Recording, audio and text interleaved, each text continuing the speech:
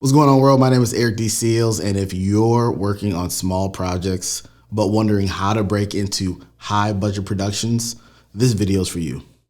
I'm going to be walking you through the exact steps to scale up your work, land bigger clients, and get your foot in the door of high-end filmmaking. Let's dive in.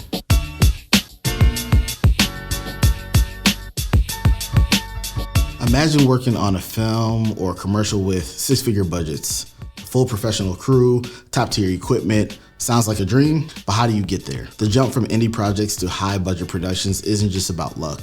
It's about strategy, networking, and business skills. Stick around and I'll show you how to make it happen. So the first thing you need to do is you need to build a strong portfolio.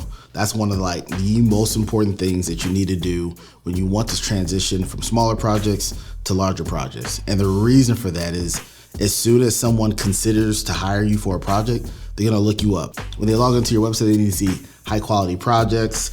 They also need to see behind the scenes. I think it's important to know that people need to see what you look like and what you look like while you're working. I know it sounds funny, but people who don't have any representation of themselves online, a photo, a headshot, always seems kind of weird to me. So make sure you have some type of photo of yourself working. When you can show before and after comparisons on your work. So for instance, a colorist for before and after, a photographer before they cleaned it up and after, or even a set designer, what it looked like when they walked into the room and then what it looked like when they started filming. Those type of things give people an idea of what it's like to work with you and what your work looks like. So keep in mind, not only are they looking at your portfolio to see what type of work you've done, they want to see who you've worked with. Because I don't want to hire someone who's never worked with high-end clients or high-end budgets. Nobody wants your first big project to be with them. They want it to be with somebody else.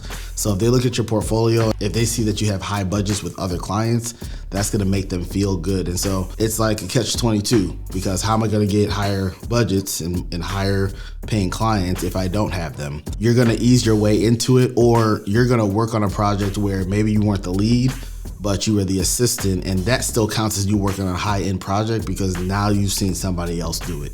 So here's a couple ways that you can make your portfolio stand out. I think one of the most important things that people need to realize is that quality is over quantity. A few visually stunning, well-executed projects are way better than having a dozen average ones. I go to people's websites sometimes and they have way too many images to look at. Honestly, you're gonna get maybe 10 seconds to 20 seconds of my time if I'm not interested. Once I'm interested, I'll look a little bit further, but sometimes people have way too many images on there. And the problem with that is when I go to your site, there's a chance I won't look at the thing that you want me to look at. So if you have less, then there's a greater chance that I'm going to look at only the images or the videos or whatever it might be, looking exactly at that thing. So the other thing that you can do, and I wish I did this earlier in my career, if you aren't getting hired for the type of work that you want to be producing, then you need to produce spec work on your own time. You need to make your own passion project, so to speak. And the reason for this is when people go to your portfolio, they're not going to know if it was a paid project or not, most likely. I mean, if you're just starting out and you have a commercial with Apple, they probably understand that it's a spec project, but that doesn't matter to them. The concept that they're looking for when they're looking at your spec work is, can you take this idea and execute it on a small budget, on a small scale, so that if we give you a larger project, you'll still be able to do the same thing. Because talent is talent.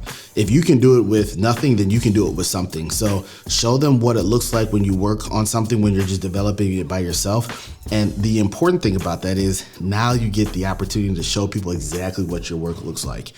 When you partner with someone or you have a client that hires you for work that you put on your portfolio, it's your work, but it's also inspired and influenced by them. But when you have a spec project, it's only your work. This is what I see a lot of filmmakers forget about.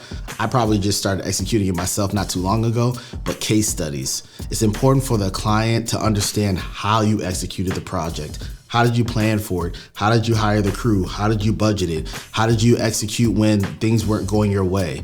You don't just want to show your work, but you want to explain your work.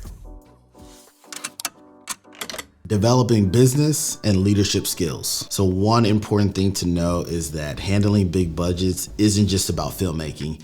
It's about business, budgeting, financing, learning how to break down costs, pitch your idea, hire a crew. A lot of people think it's just what's happening behind the camera, but if you look at a film, if you look at a documentary, and if you look at a commercial, The time spent behind the camera is actually the shortest amount in comparison to the development, the pre-production, the planning, the hiring, the scouting, the post-production, the marketing, all the things that go around it. Don't get me wrong, it's very important what happens behind the camera, but sometimes filmmakers only focus on that portion and they don't think about the other aspects that go into a project. You don't have to be an expert on those things, but understanding it is very important, because if you know how each person around you, your team, works and what they need to do to be successful, you can now be a better teammate for them because you understand and you can mix what they need to do with what you're trying to do, and then the communication gets better. Team management is a very important one.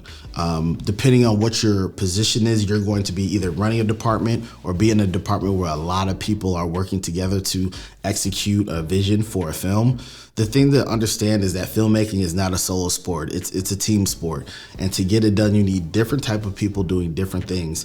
And if you can't communicate with your team, it's not gonna work out well. So work on your communication skills, and then you're that person that everybody wants to have on set. Client relationships are very important when we're looking at this type of work. High budget clients like to work with professionals that they trust. When they're hiring someone, yes, they want someone to have a great visual understanding, a creative understanding of what they're trying to do, but they also need someone who can execute from beginning to end. If you can't execute, then I might have to go with somebody else, because it's important that it looks good. If we don't finish it, then I'm gonna get in trouble with my boss. I think the concept to understand is your role is to make somebody else look good. If you make the person who hired you look good, they're gonna hire you 10 times out of the year. Scale up gradually. You need to understand that it's important to grow slowly. And nobody wants to hear that. When I first started my career, I wanted to know, how do I get there fast, and then even faster than that. But the problem with that is you're gonna make a lot of mistakes when you start working on these different projects. And it's much better to make those mistakes when there's lower stakes. As you start to get larger scale projects, bigger budgets, you don't wanna be making some of those rookie mistakes that you would have made earlier. And the only way to do that is by growing slow.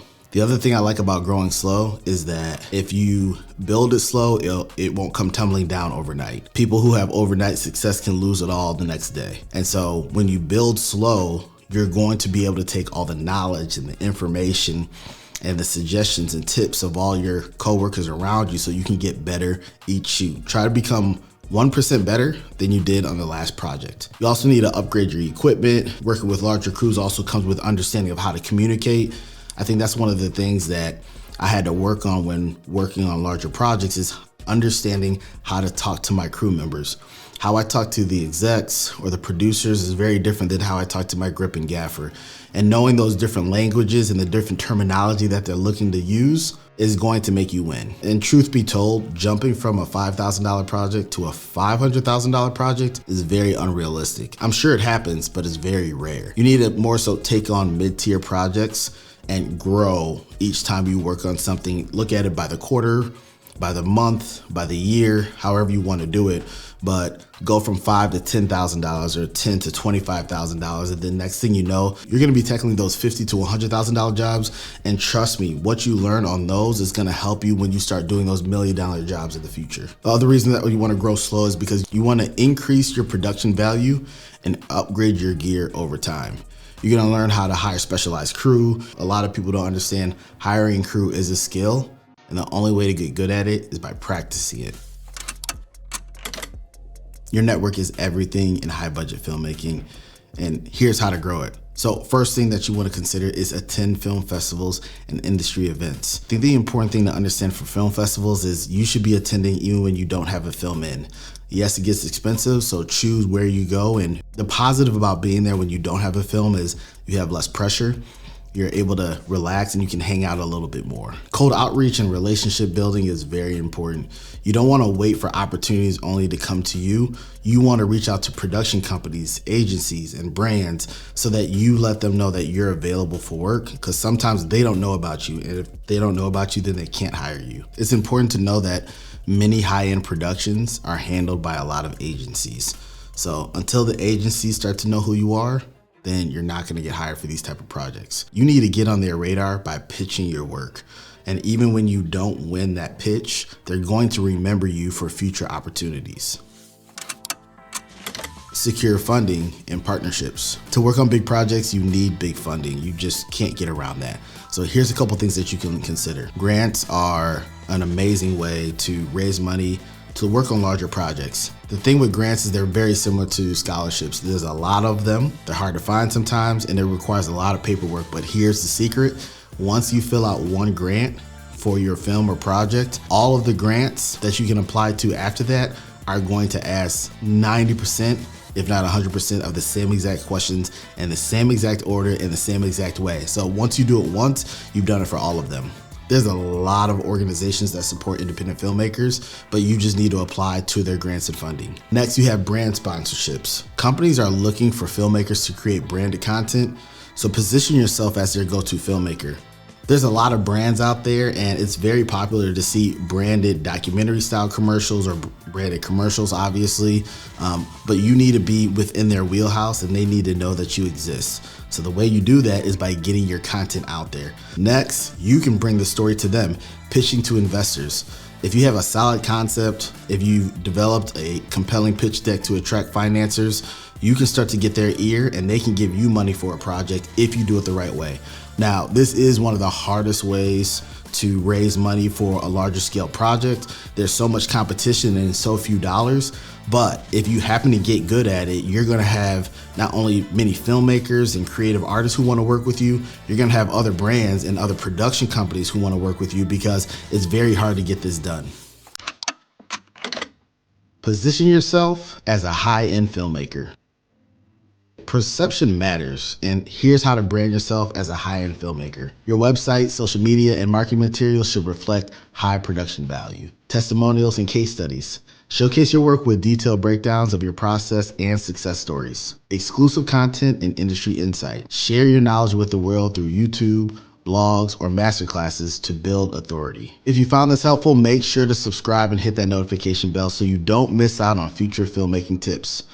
Drop a comment below. What's the biggest challenge you face when trying to scale your production? Transitioning to high budget projects is possible if you take the right steps. Stay focused, keep improving your craft, and build relationships that open doors. Thanks for watching, and I'll see you in the next video.